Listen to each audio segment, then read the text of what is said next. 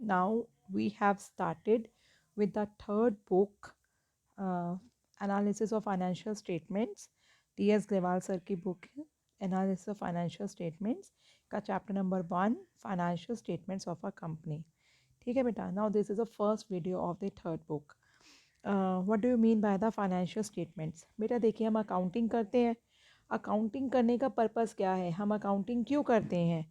Accounting इसलिए की जाती है सो डैट आप अपने बिजनेस का प्रॉफिट और लॉस कैलकुलेट कर सको कि जो आप बिज़नेस कर रहे हो उस बिज़नेस से आपको प्रॉफिट हो रहा है या लॉस हो रहा है, आप ये कैलकुलेट कर सको. ठीक है. तो आपके बिज़नेस जितनी भी अकाउंटिंग प्रिंसिपल्स हैं, अकाउंटिंग प्रैक्टिसेस हैं, अकाउंटिंग स्टैंडर्ड्स हैं, इनको फॉलो करके आप अकाउंटिंग करते हो पूरे साल अकाउंटिंग करते हो. एट द एंड आप फाइनेंशियल स्टेटमेंट्स बनाते हो. फाइनेंशियल स्टेटमेंट्स बना के आप देखते हो कि आपका बिजनेस में पूरे साल प्रॉफिट अर्न किया या लॉस इंकर किया. ये आपका मेन पर्पस होता है. ठीक है. तो और दूसरी चीज़ आप ये कैलकुलेट करना चाहते हो कि आपके बिजनेस की फाइनेंशियल पोजीशन क्या है. आप ये असरटेन करना चाहोगे कि आपके बिजनेस की फाइनेंशियल पोजीशन क्या है. तो मतलब आपके पास कितनी एसेट्स हैं, कितनी लायबिलिटीज़ हैं. ठीक है. तो इसलिए हम ये फाइनेंशियल स्टेटमेंट्स बनाते हैं at the end of the year. अच्छा. कंपनीज एक्ट 2013 के सेक्शन 129 ने कहा कि जो कंपनी बैलेंस शीट बनाएगी और profit and loss account, company profit and loss account नहीं बनाती, ये ध्यान रखना. कंपनी के प्रॉफिट एंड लॉस के साथ अकाउंट वर्ड नहीं आता. कंपनी स्टेटमेंट, कंपनी क्या बनाती है? कंपनी बनाती है statement of profit and loss. Company की अलग ही रेपुटेशन है, तो कंपनी अपने प्रॉफिट एंड लॉस को प्रॉफिट एंड लॉस अकाउंट नहीं बोलती, profit and loss statement of profit and loss बोलती है. तो कंपनीज एक्ट 2013 ने बोला, कंपनीज एक्ट 2013 के सेक्शन 129 ने बोला कि कंपनी की जो बैलेंस शीट और प्रॉफिट एंड लॉस स्टेटमेंट जो बनेगा, उसे बनाने के लिए हम एक प्रॉपर फॉर्म प्रिस्क्राइब फॉर्म, पूरा का पूरा एक फॉर्म प्रिस्क्राइब्ड है. शेड्यूल 3 में लिखा हुआ है. कंपनीज एक्ट 2013 के शेड्यूल 3 में एक पूरा फॉर्म प्रिस्क्राइब है. उसे फॉलो करके कंपनीज अपना balance sheet and profit and loss statement बनाएंगी. ठीक है. अच्छा. अब कंपनी की फाइनेंशियल स्टेटमेंट्स कौन कौन सी होती हैं? ठीक है. जो कि सेक्शन 240 में लिखा है. बेटा सेक्शंस याद करने की ज़रूरत नहीं है, सेक्शंस पेपर में नहीं आएंगे, सिर्फ मैं आपकी रेफरेंस के लिए बोल रही हूँ. सेक्शन 2 सबसेक्शन 40 में लिखा है कि कंपनी कौन कौन सी फाइनेंशियल स्टेटमेंट्स बनाएगी. पहली बनाएगी बैलेंस शीट, दूसरी बनाएगी प्रॉफिट एंड लॉस अकाउंट, यहाँ गलत लिख दिया, statement of profit and loss, notes to accounts and cash flow statement. तो अगर पेपर में क्वेश्चन आता है कि कंपनी की फाइनेंशियल स्टेटमेंट्स कौन कौन सी होती हैं, तो आप ये चारों के नाम लिखोगे. कौन कौन सी होती हैं कंपनी की financial statements? Balance sheet, statement of profit and loss, notes to accounts, cash flow statement. अच्छा. अब ये बैलेंस शीट क्या है? बैलेंस शीट क्या है? इसे हम पोजीशन स्टेटमेंट भी बोलते हैं. पोजीशन स्टेटमेंट इसलिए बोली जाती है क्योंकि ये बताती है कि आपके बिजनेस की पोजीशन क्या है.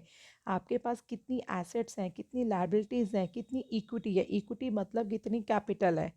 और कंपनी के अंदर किसका पैसा लगा होता है? शेयर होल्डर्स का. तो आपके पास इक्विटी का मतलब है, कैपिटल का मतलब है शेयर होल्डर्स का कितना फंड है आपके पास. ठीक है. तो बैलेंस शीट एक पोजीशन स्टेटमेंट है. बैलेंस शीट को पोजीशन स्टेटमेंट बोला जाता है. क्यों? क्योंकि ये आपकी पोजीशन बताती है कि आपके पास एक डेट पर, एक पर्टिकुलर डेट पर आपके पास कितनी एसेट्स हैं, कितनी लायबिलिटीज़ हैं, कितनी इक्विटी है. उसके बाद प्रॉफिट एंड लॉस स्टेटमेंट, इसे हम इनकम स्टेटमेंट भी बोलते हैं, क्योंकि प्रॉफिट एंड लॉस स्टेटमेंट से पता चलता है कि हमारे बिजनेस की फाइनेंशियल परफॉर्मेंस हमारे बिजनेस ने कैसा परफॉर्म किया. बिजनेस की जो ऑपरेटिंग एक्टिविटीज़ है, बिजनेस ऑपरेशंस, बिजनेस में जो काम हुआ, हमने जो बिजनेस एक्टिविटीज़ की, उसका क्या रिजल्ट आया.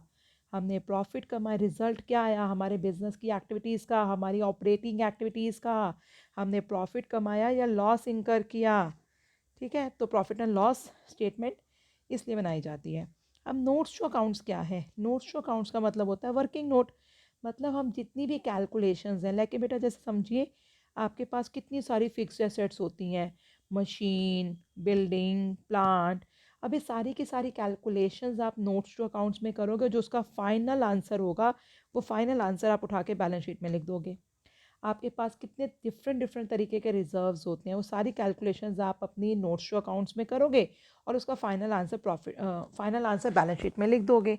ठीक है, उसी तरीके से बेटा आपके कितने डिफरेंट डिफरेंट तरीके के एक्सपेंसेस होते हैं, वो सारी कैलकुलेशंस आप अपने नोट्स टू अकाउंट्स में करोगे और उसका final answer profit and loss में लिख दोगे।